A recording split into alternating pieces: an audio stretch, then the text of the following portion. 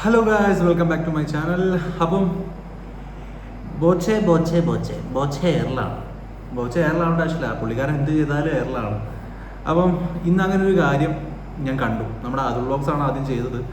അപ്പം ഞാൻ ബോച്ചയെ കുറിച്ച് ഇപ്പോൾ ഒരു ദിവസം മുന്നേ ഒരു വീഡിയോ ചെയ്തിട്ടുണ്ടായിരുന്നു. നമ്മുടെ ബോച്ചെ ടീ പാവങ്ങളുടെ അവസ്ഥ പ്രൊമോട്ട് ചെയ്യുന്ന അല്ലെങ്കിൽ അതൊരു പ്രൊമോഷനാക്കി എടുക്കുന്ന ബോച്ചയെ കുറിച്ച് ഞാനൊരു വീഡിയോ ചെയ്തിട്ടുണ്ടായിരുന്നു.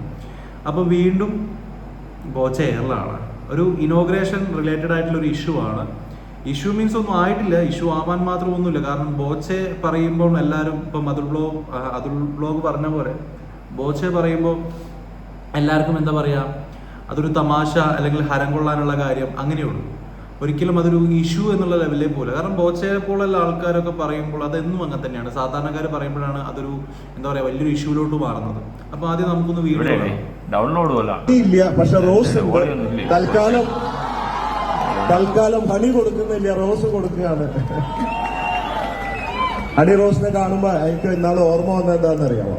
ഈ മഹാഭാരതം സീരിയലിന് മുമ്പ് ഒരു കഥാപാത്രമുണ്ട്. ആ ഒരു സുന്ദരിയായ കഥാപാത്രം അവര് കുന്തി ദേവിയുടെ റോളാണ് എടുത്തിട്ടുള്ളത്. വളരെ ബ്യൂട്ടിഫുൾ. അവരെ കാണുമ്പോ എനിക്ക് ആ കുന്തി ദേവിയെ കാണുമ്പോ വീഡിയോയില് നമ്മുടെ ബോച്ചയാണ് ഹീറോ ആൻഡ് ഹണി റോസ് ആണ് നമ്മുടെ ഇനോഗ്രേഷന് അടുത്തൊരു വ്യക്തി എന്ന് പറയുന്നത്.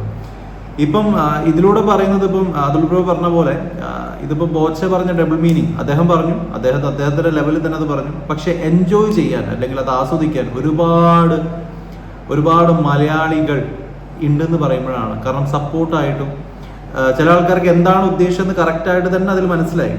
അപ്പം ഈ രീതിയിലുള്ളൊരു ഡബിൾ മീനിങ് അല്ലെങ്കിൽ വൾഗറായിട്ടുള്ള ഒരു രീതിയിൽ ഒരു ആക്ട്രസ് ആണ്, സെലിബ്രിറ്റി ആണെങ്കിലും അതൊരു സ്ത്രീയാണ്, ഒരു പൊതുവേദിയാണ്. അവിടെ വെച്ച് ഇതുപോലുള്ള സംസാരങ്ങൾ സംസാരിക്കുക എന്ന് പറയുന്നത് വളരെയധികം മോശപ്പെട്ട ഒരു കാര്യം തന്നെയാണ്, പ്രത്യേകിച്ച് ഇദ്ദേഹത്തെ പോലെ ഒരാൾ.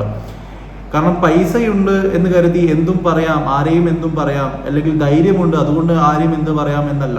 അതിനേക്കാൾ ഉപരി പറയുന്ന കാര്യത്തിൽ കുറച്ചും കൂടി ലോജിക്ക് വേണമെന്നാണ് ഞാൻ ആലോചിക്കുന്നത്.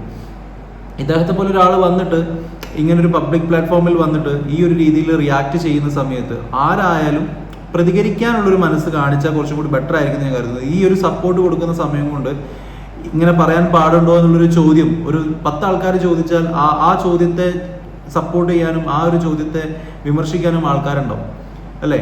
അതെന്താണ് അങ്ങനെ, ശരിയാണല്ലോ, എന്താണ് ഈ ഒരു ചോദ്യം ശരിയായില്ല അല്ലെങ്കിൽ ഇങ്ങനെ ഒരു പറച്ചിൽ ശരിയായില്ല എന്ന് അതിനെ അനുകൂലിക്കാൻ ഒരുപാട് പേര് പുറകിൽ വരും. പക്ഷെ ഇതല്ല ചെയ്യുന്നത്. എല്ലാവരും നേരെ തിരിച്ച് ഒരുപാട് സപ്പോർട്ടാണ് കൊടുക്കുന്നത്. ഇപ്പം മധുര പറഞ്ഞ പോലെ നമ്മുടെ വീട്ടിലൊരാളെ തൊടുമ്പോഴാണ് എല്ലാവർക്കും പൊള്ളുക, അതുവരെ ആർക്കും പൊള്ളൂല. മറ്റുള്ളവരുടെ വീട്ടിലെ കാര്യങ്ങളോ അല്ലെങ്കിൽ മറ്റുള്ള ആൾക്കാരെ പറയുമ്പോഴാണ് എല്ലാവർക്കും അവര് എന്താ ആസ്വദിക്കാനും അല്ലെങ്കിൽ എൻജോയ് ചെയ്യാനും ഒരുപാട് നേരങ്ങളാണ് അല്ലെങ്കിൽ ഒരുപാട് ആൾക്കാരാണ്. മറ്റുള്ളവരെ വീട്ടുകാരെ പറയുമ്പോൾ അല്ലെങ്കിൽ മറ്റുള്ളവരെ റിലേറ്റഡ് ആയിട്ടുള്ള ആരെങ്കിലും ഒരാളെ പറയുമ്പോൾ എല്ലാവർക്കും ഭയങ്കര ഹരമാണ് അത് കണ്ടിരിക്കാനും കേട്ടിരിക്കാനും.